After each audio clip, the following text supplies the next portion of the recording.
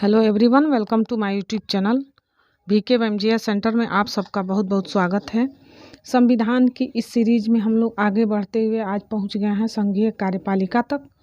इसमें राष्ट्रपति के कार्य शक्तियों, राष्ट्रपति का निर्वाचन की शक्तियों के बारे में हम लोग जानेंगे इस पार्ट में। आज का पार्ट का नाम होगा संघीय कार्यपालिका। तो आइए हम लोग चलते हैं संघीय कार्यपालिका की तरफ। तो हम लोग जानेंगे संघीय कार्यपालिका क्या है।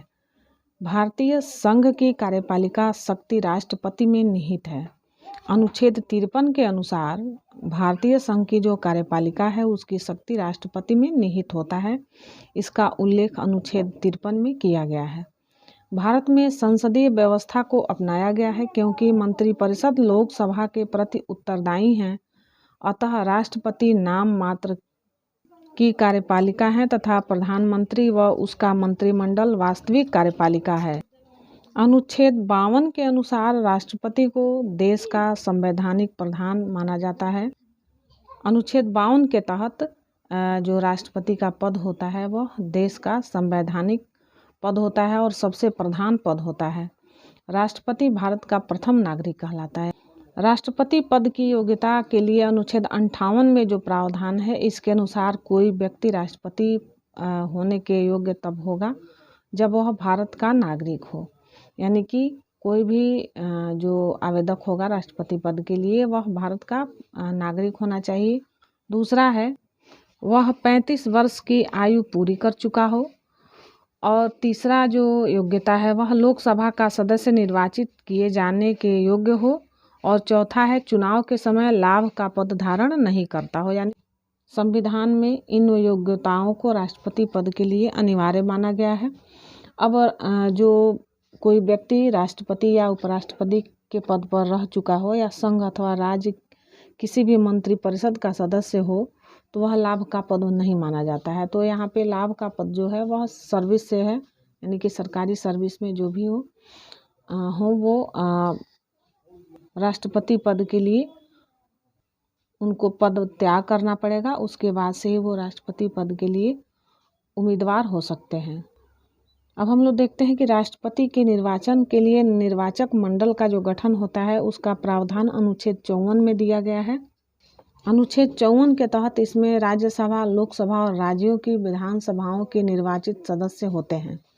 नवीनतम व्यवस्था के अनुसार पुडुचेरी विधानसभा तथा दिल्ली की विधानसभा के निर्वाचित सदस्य को भी सम्मिलित किया गया है।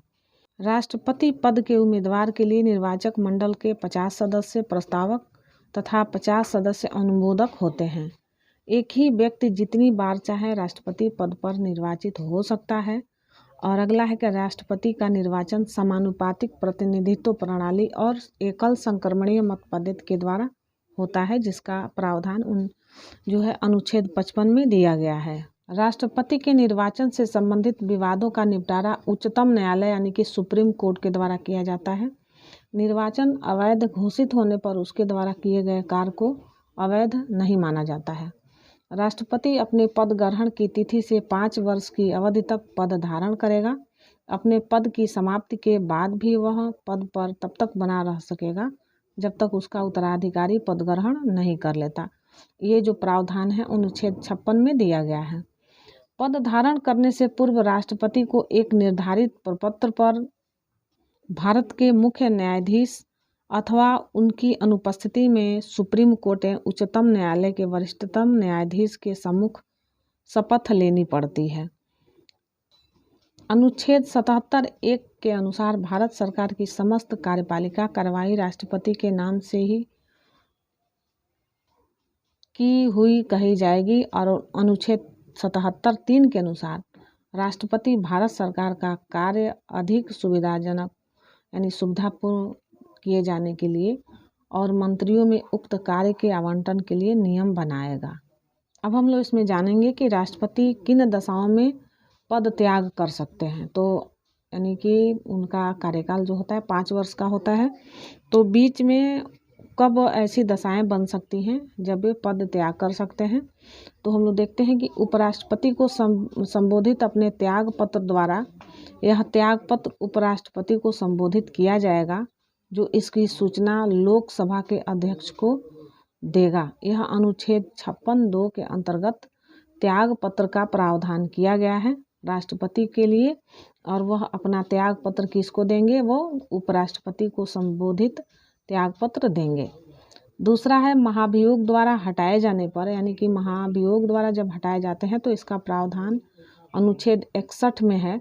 महाभियोग के लिए केवल एक ही आधार है जो अनुच्छेद 61(1) में उल्लिखित है, वह है संविधान का अतिक्रमण। यानी कि कभी भी महाभियोग के द्वारा राष्ट्रपति को पद से हटाए जाने के लिए अनुच्छेद 61(1) के तहत प्रावधान किया जा सकता है। अब राष्ट्रपति पर महाभियोग लगाया जाता है वो अनुच्छेद 61 के तहत, तो वो क्या है?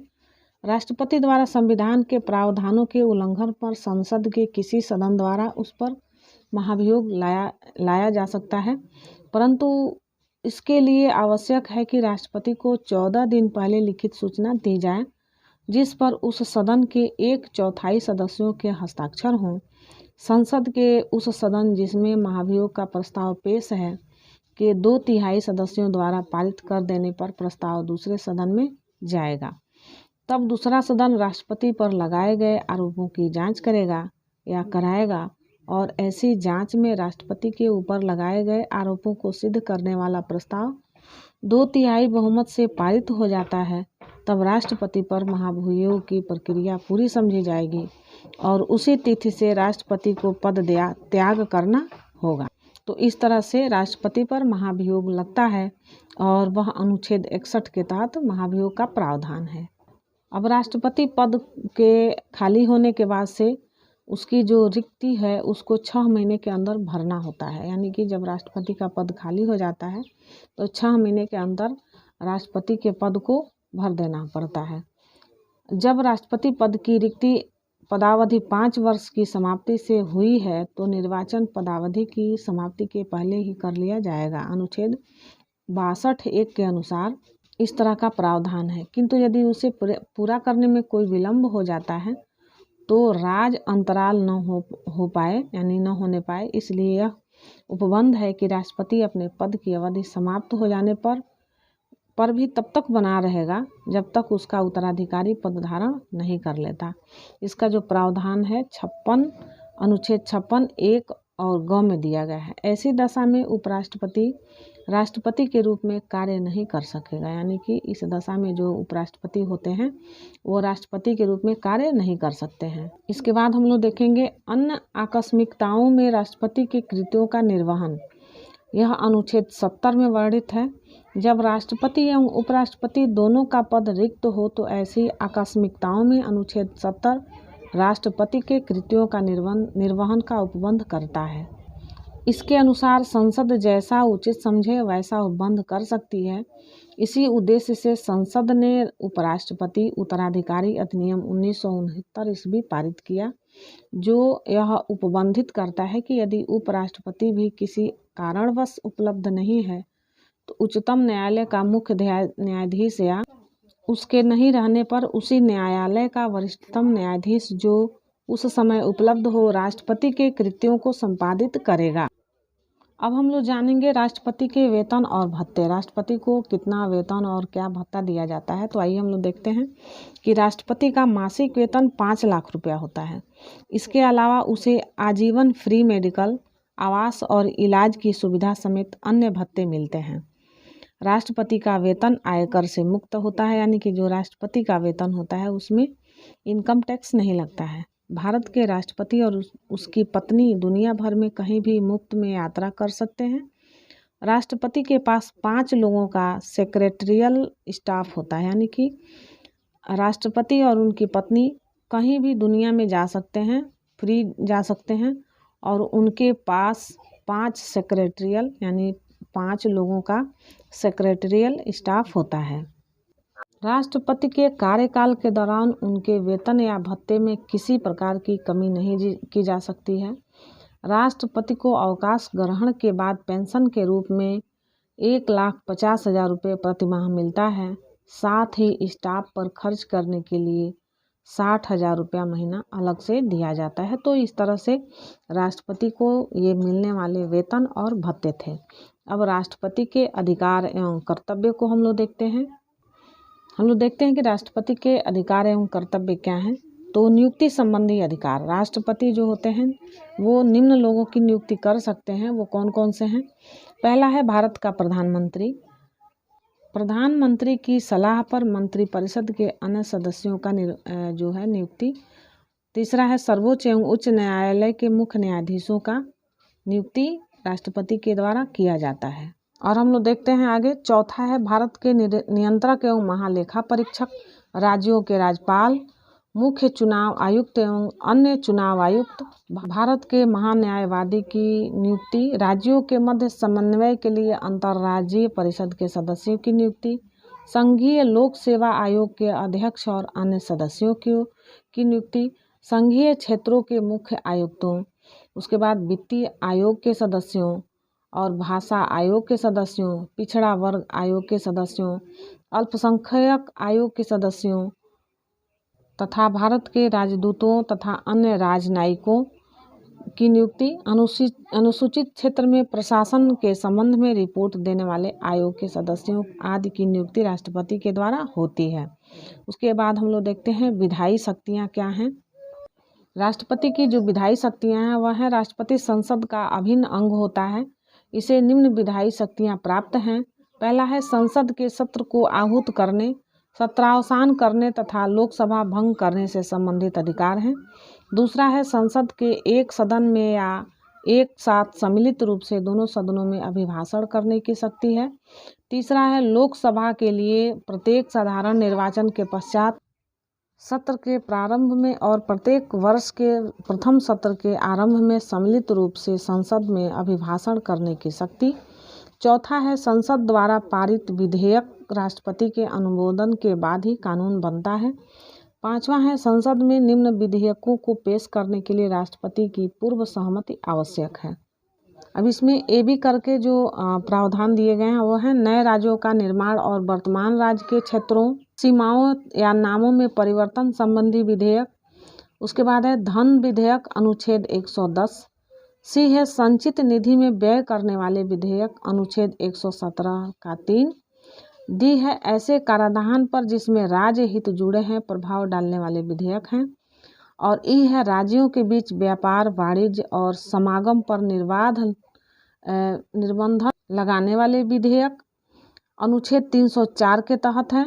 और यदि किसी साधारण विधेयक पर दोनों सदनों में कोई सहमति नहीं है या असहमति है तो उसे सुलझाने के लिए राष्ट्रपति दोनों सदनों की संयुक्त बैठक बुला सकता है। इसका प्रावधान 108 में किया गया है। नोट है, किसी अनुदान की मांग राष्ट्रपति की सिफारिश पर ही की जाएगी, अन्यथा नहीं। इसका जो प्रावधान है अनुच्छेद 113(3) में दिया गया है। अगला है संसद सदस्यों के मनोनयन का अधिकार।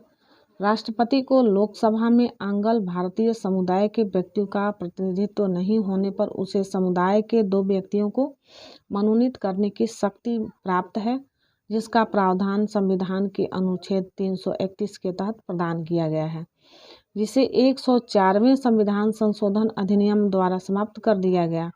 इसी प्रकार वह कला, साहित्य, पत्रकारिता, विज्ञान तथा सामाजिक कार्यों में पर्याप्त अनुभव एवं दक्षता रखने वाले 12 व्यक्तियों को राज्यसभा में नामजद कर सकते हैं। इसका जो प्रावधान है अनुच्छेद 80(3) के तहत किया गया है।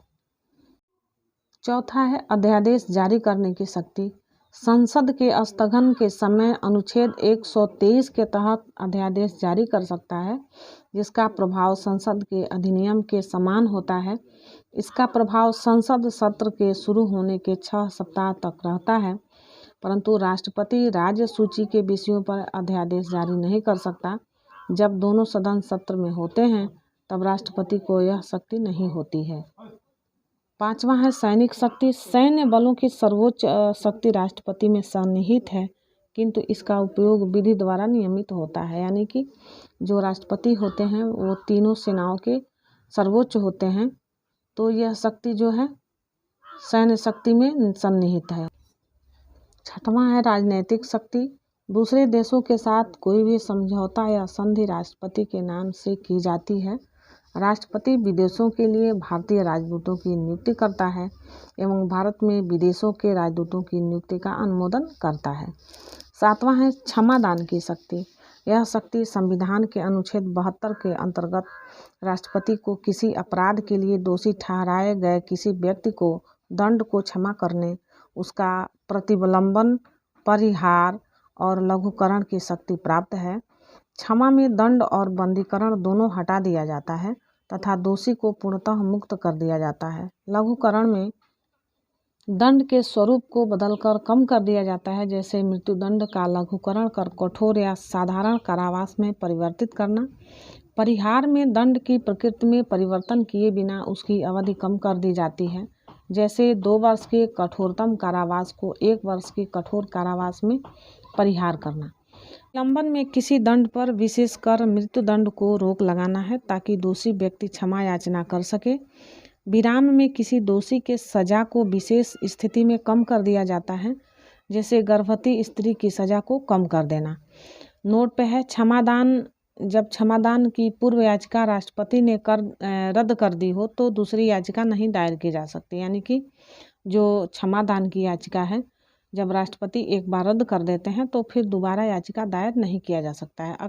राष्ट्रपति की आपातकालीन शक्तियाँ। आपातकाल से संबंधित उपबंध भारतीय संविधान के भाग 18 के अनुच्छेद 352 से 360 के अंतर्गत मिलता है। मंत्रिपरिषद के परामर्श से राष्ट्रपति 3 प्रकार के आपात लागू कर सकता है। पहला, युद्ध या बाह्य आक्रमण या सशस्त्र विद्रोह के कारण लगाया गया आपात, जिसका जो प्रावधान है अनुच्छेद 352 में किया गया है। और दूसरा है राज्यों में संवैधानिक तंत्र के विफल होने से उत्पन्न आपात, इसका जो उपबंध है अनुच्छेद 356 में है, अर्थात राष्ट्रपति शासन से संबंधित है। तीसरा है वित्तीय आपात, अनुच्छेद 360 के तहत न्यूनतम अवधि 2 माह तक होता है। अगला है राष्ट्रपति किसी सार्वजनिक महत्व के प्रश्न पर उच्चतम न्यायालय के अनुच्छेद 143 के अधीन परामर्श ले सकता है, लेकिन वह यह परामर्श मानने के लिए बाध्य नहीं होगा। अब हम लोग देखते हैं राष्ट्रपति की वीटो शक्ति क्या है। संसद द्वारा पारित कोई विधेयक तभी अधिनियम बनता है जब राष्ट्रपति उसे अपनी सहमति देता है। जब ऐसा विधेयक राष्ट्रपति की सहमति के लिए प्रस्तुत होता है तो उसके पास 3 विकल्प होते हैं, जो संविधान के अनुच्छेद 111 के अंतर्गत दिया गया है। पहला है वह विधेयक पर अपनी स्वीकृति दे सकता है, अथवा दूसरा है विधेयक पर अपनी स्वीकृति को सुरक्षित रख सकता है, अथवा तीसरा है वह विधेयक धन विधेयक को छोड़कर संसद के समक्ष पुनर्विचार हेतु लौटा सकता है। हालांकि यदि संसद इस विधेयक को पुनः बिना किसी संशोधन के अथवा संशोधन करके राष्ट्रपति के सामने प्रस्तुत करें तो राष्ट्रपति को अपनी स्वीकृति देनी ही होगी। इस प्रकार राष्ट्रपति के पास संसद द्वारा पारित विधेयकों के संबंध में वीटो शक्ति होती है, अर्थात वह विधेयक को अपनी स्वीकृति के लिए सुरक्षित रख सकता है। यहाँ पे वीटो का जो अर्थ है वह है रोकना, और यह वीटो शब्द जो आया है लैटिन भाषा का शब्द है और इसका अर्थ होता है रोकना। अब हम लोग देखते हैं कि जो वीटो शक्ति है वह राष्ट्रपति को किस तरह से प्राप्त है। वह 3 प्रकार से प्राप्त है। पहला है अत्यंतिक वीटो, अर्थात विधायिका द्वारा पारित विधेयक पर अपनी राय सुरक्षित रखना। दूसरा है निलंबनकारी वीटो, जो विधायिका द्वारा साधारण बहुमत द्वारा निरस्त की जा सके। और तीसरा है जेबी वीटो या पॉकेट वीटो, विधायिका द्वारा पारित विधेयक पर कोई निर्णय नहीं करना। अब हम लोग देखते हैं अत्यंतिक वीटो क्या है। इसका संबंध राष्ट्रपति की उस शक्ति से है जिसमें वह संसद द्वारा पारित किसी विधेयक को अपने पास सुरक्षित रखता है।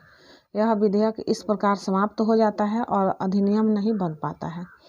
सामान्यतः यह वीटो निम्न 2 मामलों में प्रयोग किया जाता है। पहला, गैर सरकारी सदस्यों के विधेयक के संबंध में, अर्थात संसद का सदस्य जो मंत्री न हो द्वारा प्रस्तुत विधेयक।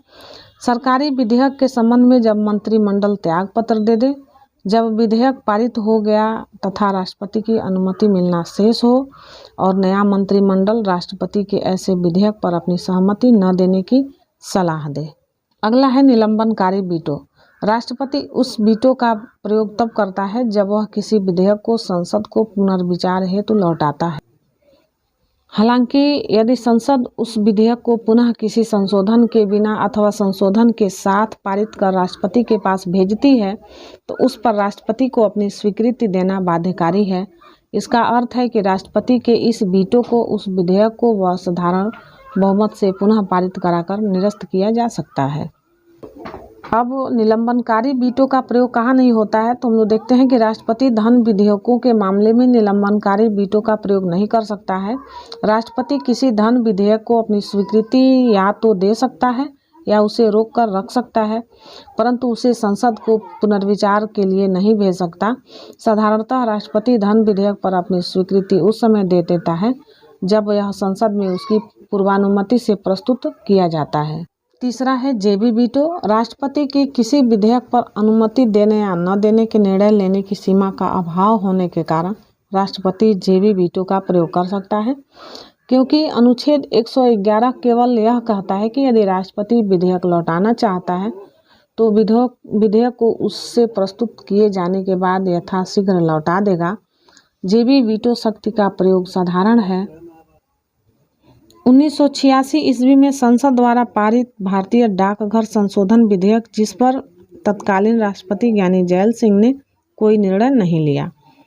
3 वर्ष पश्चात 1989 में अगले राष्ट्रपति R.K. वेंकटरमण ने यह विधेयक को नई राष्ट्रीय मोर्चा सरकार के पास पुनर्विचार के लिए भेजा, परंतु सरकार ने उसे रद्द करने का फैसला कर दिया। नोट है, संविधान संशोधन से संबंधित अधिनियमों में राष्ट्रपति के पास कोई वीटो शक्ति नहीं है। 24वें संविधान संशोधन अधिनियम 1971 ने संविधान संशोधन विधेयकों पर राष्ट्रपति को अपनी स्वीकृति देने के लिए बाध्यकारी बना दिया है।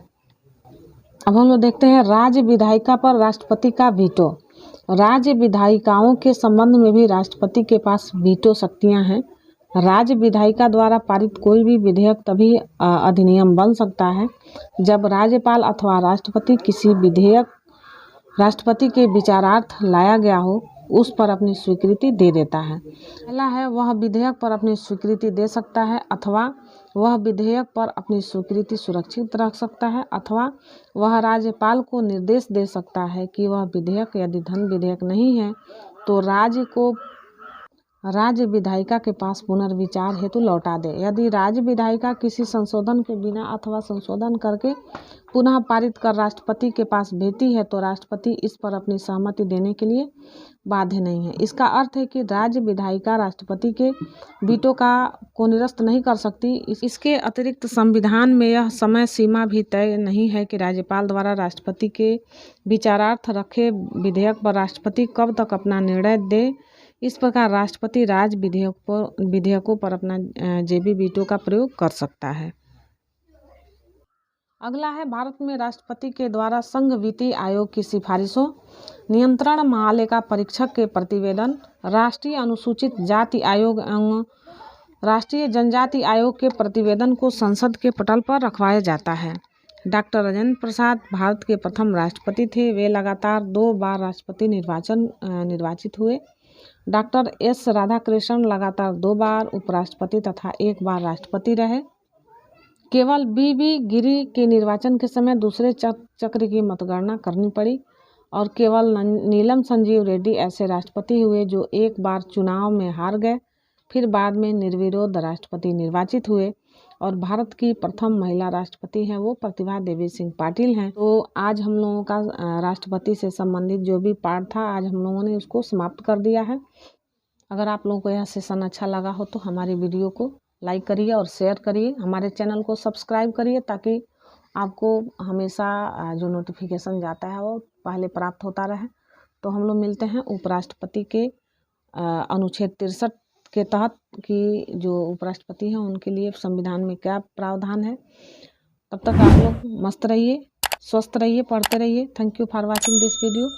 जय हिंद, वंदे मातरम।